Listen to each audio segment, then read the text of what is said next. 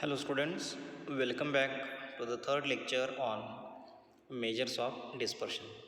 In the previous class, we have solved the examples on quartile deviation or semi-interquartile range. In continuation with that, today we will solve the examples on quartile deviation or semi-interquartile range. Today's first example is calculate an appropriate measure of dispersion from the following data. Here the data is given wages and number of employees.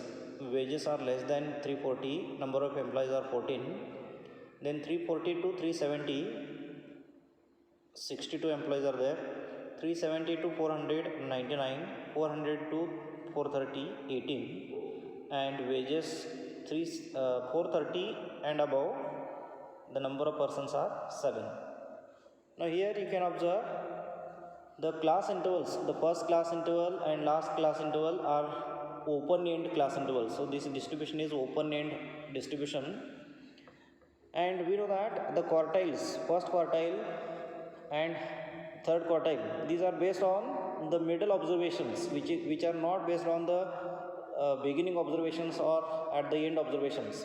So here the appropriate measure is nothing but quartile deviation only, because it is based on the middle observations, not the entire all observations. So we are going to calculate appropriate measure of dispersion is nothing but quartile deviation. Now in the solution, wages as it is we have tried, the number of employees we have to consider as a frequencies, and then we have to find LCF. That is this 14 as it is, 14 plus 62 you will get 76, 76 plus 99 you will get 175, 175 plus 18 you will get 193, and 193 plus 7 you will get 200. So here total is equal to 200. Now first we will find the Q1 class. Since it is a continuous frequency distribution, first we have to find the quartile class. So Q1 class is the class corresponding to the LCF, which is just greater than or equal to n divided by 4. Here n is equal to 200. Therefore the class corresponding to the LCF, which is just greater than or equal to 200 divided by 4, that is the class corresponding to LCF just greater than or equal to 50. Now LCF which is just greater than or equal to 50 is 76, and which is corresponding to the class interval 340 to 370. So 340 to 370 is our Q1 class. Now from this Q1 class, we require the lower limit of Q1 class. So lower limit of Q1 class is 340. This is the Q1 class. So frequency of this class is 62, that is F equal to 62. C, that is width of the class interval, that is 370 minus 340. 370 minus 340 is 30. So C, that is width or size of the class is 30. M is the less than cumulative frequency of previous class. So this is the Q1 class, previous class LCF is 14. So M is equal to 14, and N by 4 is 50. N by 4 is 50. Here we have calculated. Now with the help of this, first we will write the formula to calculate Q1. We have the formula to calculate Q1 is equal to L plus N by 4 minus M divided by F into C. Put the values and simplify. L is 340 plus N by 4 is 50 minus M is 14 divided by F is 62 into width is 30. 340 as it is, 50 minus 14 is 36 divided by 62 it is into 30. So 340 plus 0.6 into 30. After calculation you will get 340 plus 18. So Q1 is equal to 358. Similarly, we have to find Q3 here. Q3 is equal to the class corresponding to the LCF just greater than or equal to 3n divided by 4. That is the class corresponding to LCF which is just greater than or equal to 3 into n is 200 divided by 4. That is the class corresponding to LCF which is just greater than or equal to 150. Simplification of this 3 into 200 divided by 4, that is 600 divided by 4, you will get 150. Now LCF which is just greater than or equal to 150 is 176, and which is corresponding to the class interval 370 to 400. You can observe the previous table. Now lower limit of this Q3 class is 370, frequency of 370 to 400 class is 99, width of this class interval is 30, less than cumulative frequency of previous class is 76, and 3n divided by 4 is 150. Here we have calculated. Then write the formula to calculate Q3. Q3 is equal to L plus N, 3n divided by 4 minus M by F into C. This is the formula. Now put the values. L is 370 plus 3n by 4 is 150 minus M is 76 divided by F is 99 into width is 30. That is 370 plus 0.7474. This simplification will get 0.7474 multiplied by 30. Now after simplification you will get Q3 is equal to 392.42. Now we have Q1 and Q3. We will calculate the quartile deviation.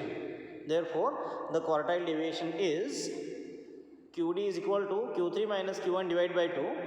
Q3 is 392.42 minus Q1 is 358 divided by 2.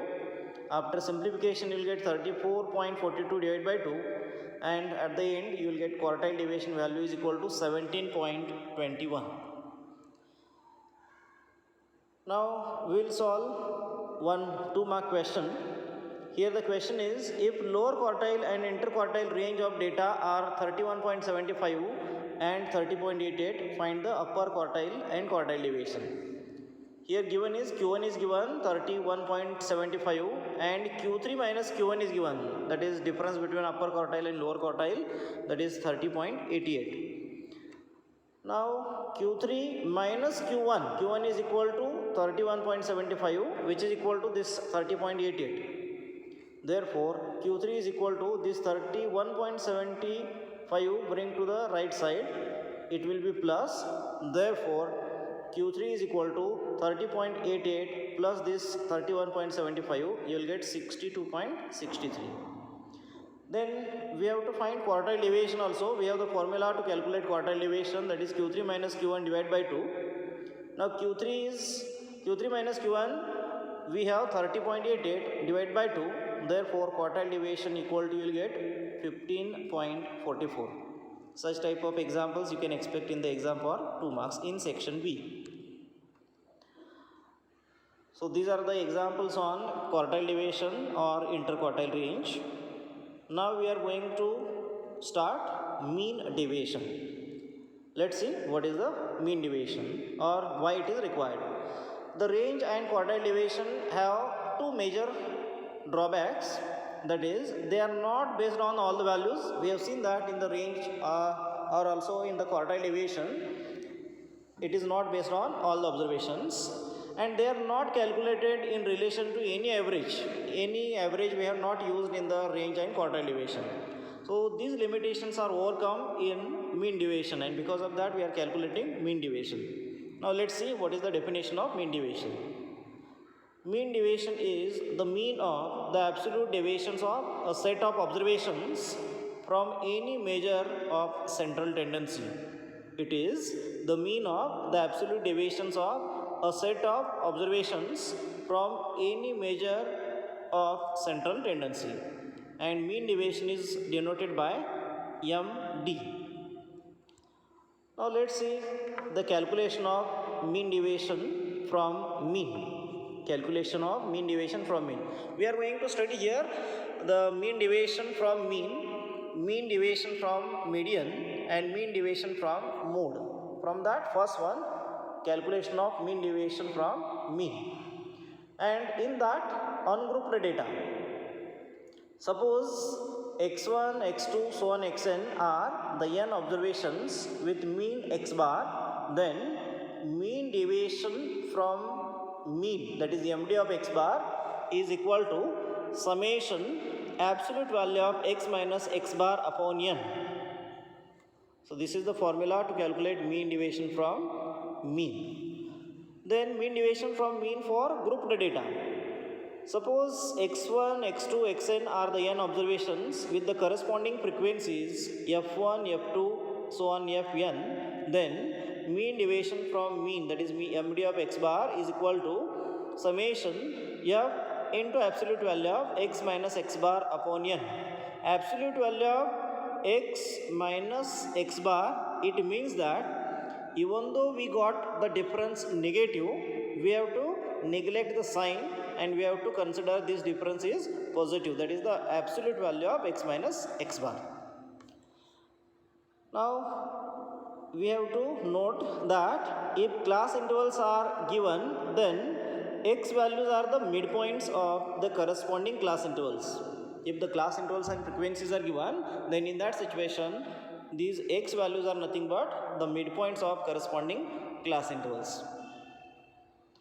Now the relative measure of mean deviation from mean is coefficient of mean deviation from mean, that is coefficient of MD of x bar is equal to mean deviation from mean upon mean, that is MD of x bar divided by x bar. Now next we have to see this computation of mean deviation from median. For ungrouped data, if x1, x2, xn are the n observations with mean m, then with median m, then mean deviation from median is equal to summation absolute value of x minus m divided by n. That is summation absolute value of x values minus its median divided by n.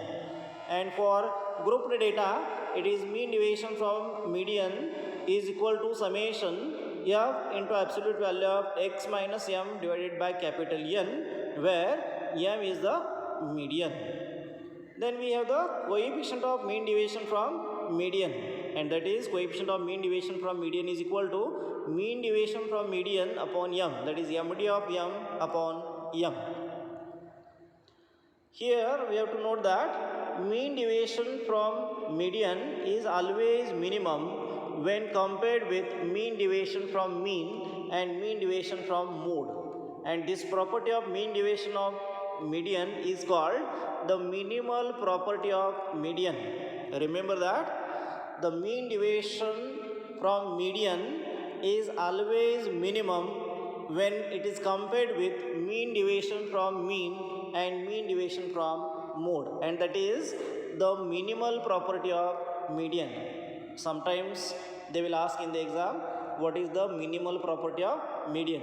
So this is the minimal property of median. Now we will see the computation of mean deviation from mode. First, for ungrouped data, that is mean deviation from mode, that is MD of z is equal to summation absolute value of x minus z upon n. And for grouped data, mean deviation from mode, that is z, is equal to summation f into absolute value of x minus z upon n, where z is mode of the distribution.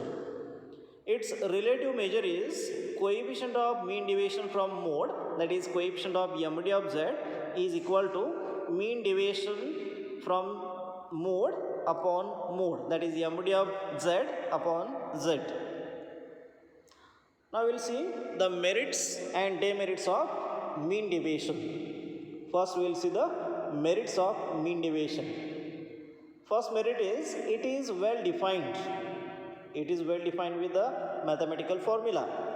Then second is it is based on all the observations. Since we are using that mean deviation from, for example, mean deviation from mean, then we are writing the formula for ungrouped data. Mean deviation from mean is equal to absolute value, summation absolute value of x minus x bar, means all x values here we are using. So it is based on all the observations, or we are using mean. So mean is always based on all the observations. These are the merits of mean deviation. Then we have the demerits. It ignores the algebraic signs of the deviations. Since we are using absolute sign, it means that it ignores the algebraic signs of the deviations. Means if the deviation, if the difference is negative, but due to absolute sign, we are going to neglect that negative sign and we are going to consider the difference as positive. So it ignores the algebraic sign of the deviation or differences. Then it cannot be computed for open-end distributions. Since mean deviation, whether it is mean deviation from mean or mean deviation from median or mean deviation from mode, all these are based on all the observations. So if any of the distribution is open-end distribution, and we know that for open-end distribution it is not possible to calculate the midpoints of such distribution, and midpoints are the observations or x values, and some of the observations if you are not able to find, then the mean deviation is not possible, so it cannot be computed for open-end distributions. So these are the merits and demerits of mean deviation. In the next class, we are going to solve the examples on mean deviation, that is mean deviation from mean deviation from median, and mean deviation from mode. Meanwhile, you read all the definitions, merits, demerits, and most important is read and remember the formulas on mean deviation. Thank you.